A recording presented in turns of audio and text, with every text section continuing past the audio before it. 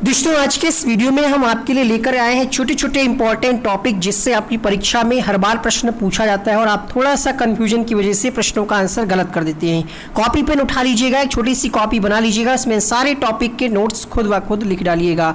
5 या 10 मिनट के वीडियो में संपूर्ण आपको निचोड़ दिया जाएगा छोटे छोटे टॉपिक्स का जिनके बारे में आपको इनकम्प्लीट जानकारी रहती है या फिर प्रश्न पूछने का तरीका आपको नहीं पता रहता है।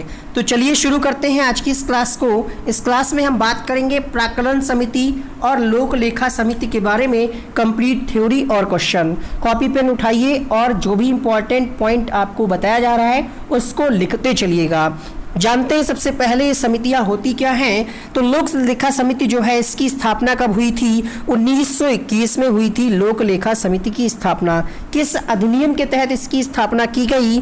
भारत सरकार अधिनियम 1919 के तहत इसकी स्थापना की गई। इसको हम मोंटफोर्ड सुधार के नाम से भी जानते हैं। जो भारत सरकार अधिनियम 1919 है इसको मोंटफोर्ड सुधार के नाम से हम जानते हैं। तो कई तरीके से प्रश्न पूछा जा सकता है। लोक लेखा समिति जो है ये प्राक्कलन समिति की जुड़वा बहन के रूप में जानी जाती है।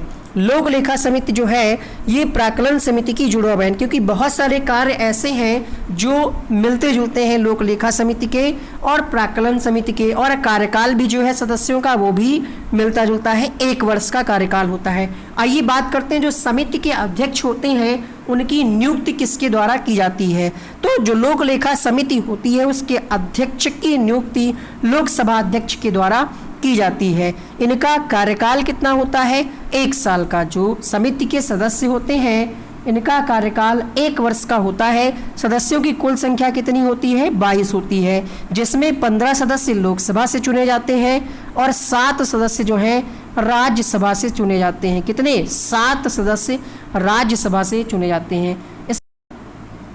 लोक लेखा समिति का उद्देश्य ये है कि जो संसद द्वारा सरकार को धन दिया जाता है वो धन विशिष्ट उसी के लिए खर्च किया जाए जिस पर्पज से संसद ने धन को दिया है खर्च करने के लिए, उसी में खर्च किया जाए। ऐसा नहीं कि बिल पारित हुआ है नमामि गंगे योजना पर और इसका दुरुपयोग किया जा रहा है ना। तो निश्चित मद पर ही खर्च किया जाए। केंद्र सरकार के किसी भी मंत्री को इस समिति में सदस्य के तौर पर शामिल नहीं किया जाएगा। यानी जो समिति होगी इसमें जो केंद्र सरकार के मंत्री होते हैं, चाहे वो गृह राज्य मंत्री हो, चाहे वो आपके जैसे होते नहीं कई प्रकार के मंत्री होते हैं कैबिनेट में, तो किसी भी मंत्री को इसमें शामिल नहीं किया जाएगा। कार्य क्या है इसका? सरकार के वार्षिक वित्त लेखों और व्यय को पूरा करने के लिए सदन द्वारा दी गई राशि के विनियोग को दर्शाने वाले लेखों की जांच करना इसका प्रमुख कार्य होता है। कैग के प्रतिवेदनों के अलावा समिति राजस्व प्राप्तियां सरकार के विभिन्न मंत्रालयों विभागों द्वारा व्यय और स्वायत्त निकायों के लेखों पर नियंत्रक महालेखा परीक्षक के विभिन्न लेखा परीक्षा प्रतिवेदनों की जांच करना इसका प्रमुख कार्य होता है। ये समिति जो है सरकार के द्वारा अत्यधिक खर्च के साथ साथ गलत आकलन या प्रक्रिया में अन्य दोषों के कारण हुई बचत की भी जांच करती है। तो ये इसके कुछ कार्य हो गए। अब हम यहाँ पर एक बार रिवाइज कर लेते हैं कि मेन आपने क्या जाना। लोक लेखा जो समिति है इसकी स्थापना 1921 में हुई। भारत सरकार अधिनियम 1919 के तहत हुई जिसको मोंटफोर्ड सुधार के नाम से भी जानते हैं। प्राक्कलन समिति की जुड़वा बहन किसे कहते हैं? लोक लेखा समिति को कहते हैं। समिति में जो अध्यक्ष होते हैं उनकी नियुक्ति होती है लोकसभा अध्यक्ष के द्वारा। अवधि कितनी होती है? 1 साल के लिए। कुल सदस्यों की संख्या 22। लोकसभा द्वारा चुने गए सदस्य 15, राज्यसभा द्वारा चुने गए सदस्य कितने? 7। उद्देश्य क्या है हमने आपको बताया। अब बात करेंगे प्राक्कलन समिति की। प्राक्कलन समिति जो है ये जॉन मथाई की सिफारिश पर 1950 में पहली प्राक्कलन समिति का गठन किया गया। तो किसकी सिफारिश पर? जॉन मथाई। ये कौन थे? ये एक शिक्षाविद थे और वित्त मंत्री भी रह चुके भारत सरकार में। इनकी सिफारिश पर 1950 में पहली प्राक्कलन समिति का गठन किया गया। ये समिति सरकार के वित्तीय कामकाज से संबंधित है।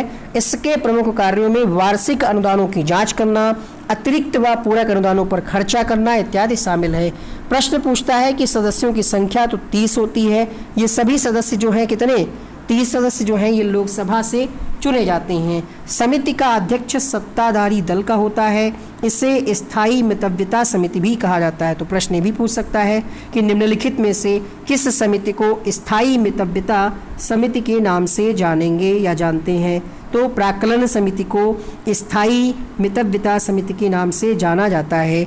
सदस्यों का कार्यकाल 1 वर्ष होता है। कब से कब तक? प्रत्येक वर्ष मई से अगले वर्ष 30 अप्रैल तक कार्यकाल होता है। ध्यान रखिएगा, जो सदस्यों की संख्या 30 होती है वे सभी सदस्य लोकसभा के होते हैं। तो इसमें अगले पॉइंट में ये हमने हाईलाइट कर दिया है कि इसमें राज्यसभा के सदस्यों को शामिल नहीं किया जाता है। कार्यकाल 1 वर्ष का। इस समिति में किसी भी प्रकार का कोई मंत्री को शामिल नहीं किया जाएगा। समिति के जो अध्यक्ष होंगे उनकी नियुक्ति कौन करेगा? उनको मनोनीत कौन करेगा?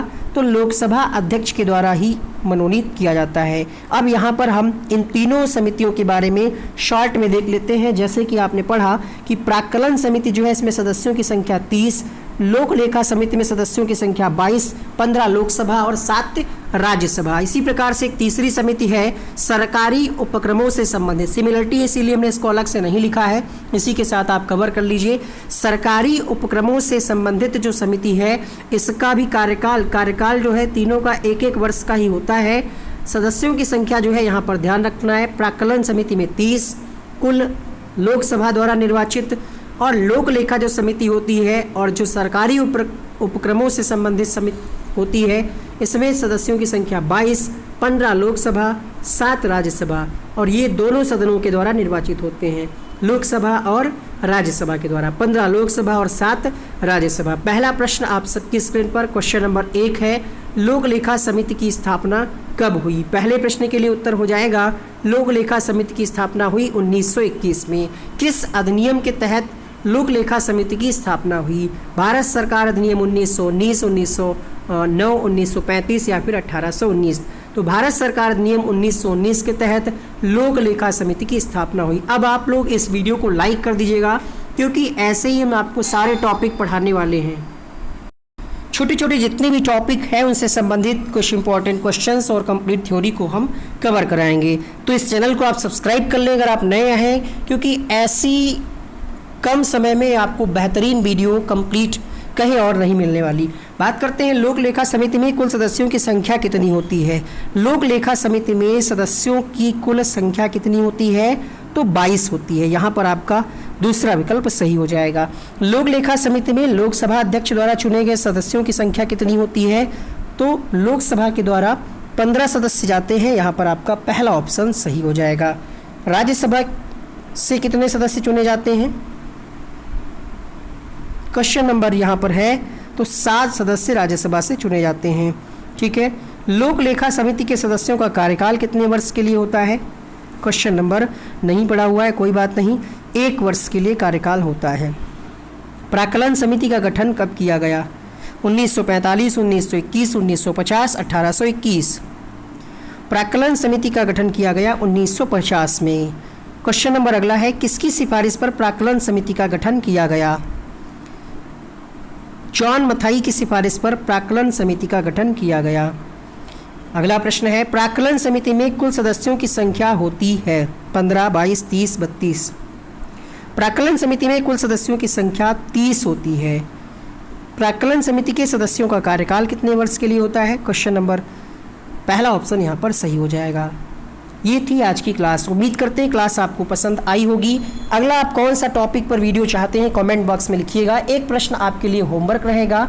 होमवर्क में आपको ये बताना है कि जो प्राक्कलन समिति होती है इसके जो अध्यक्ष होते हैं उनकी नियुक्ति किसके द्वारा होती है। यहाँ पर कुछ अन्य वीडियोस के हमने थंबनेल लगा दिए हैं, इनको आप यहीं से क्लिक करेंगे और ये वीडियो प्ले हो जाएंगे। बहुत ही यूज़फुल वीडियो है, यहीं से आप क्लिक करके देखिएगा। हमारे ब्लॉग चैनल का भी यहाँ पर एक वीडियो हमने लगा दिया है, तो आप उसको भी सब्सक्राइब कर लीजिएगा। इस वीडियो में इतना ही। थैंक यू सो मच इस वीडियो को अंत तक देखने के लिए।